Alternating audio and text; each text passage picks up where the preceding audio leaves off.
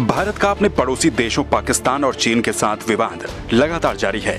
खासतौर पर पिछले कुछ महीनों से भारत चीन सीमा विवाद बना हुआ है। विशेषज्ञों का मानना है कि समय में संदेह को नकारा नहीं जा सकता है कि पाकिस्तान और चीन भारत के खिलाफ एक हो सकते हैं।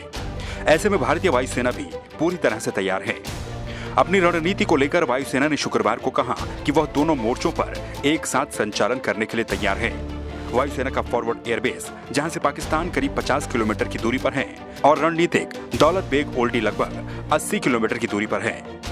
वहां पर दिन और रात दोनों समय के लिए लड़ाकू विमान, परिवहन विमान और हेलीकॉप्टर तैयार हैं और दोनों जगह यानी कि पाकिस्तान और चीन पर नजर रखे हुए हैं।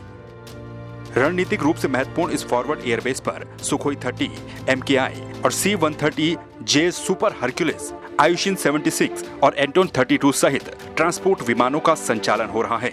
चीन के साथ चल रहे संघर्ष को देखते हुए लड़ाकू विमान दिन और रात दोनों समय पर एयरबेस के बाहर और अंदर उड़ान भर रहे हैं और परिवहन विमान लगातार वास्तविक नियंत्रण रेखा पर स्थित ठिकानों में सैनिकों के लिए राशन और गोला बारूद की आपूर्ति सुनिश्चित कर रहे हैं। भारतीय वायुसेना के फ्लाइट लेफ्टिनेंट रैंक के एक पायलट ने बताया कि आधुनिक प्लेटफॉर्म के कारण भारतीय वायुसेना पूरी तरह से प्रशिक्षित है और किसी भी ऑपरेशन को करने के दोनों मोर्चों से तैयार है। Air Force is fully ready, trained to undertake the night operations. Owing to the modern platforms of Indian Air Force, today we are able to undertake all type of missions during night, even from the forward bases of the Indian Air Force.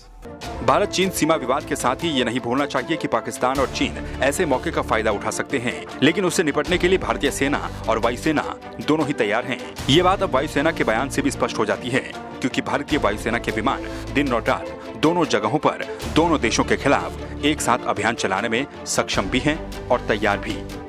Bureau report, संवाद 365।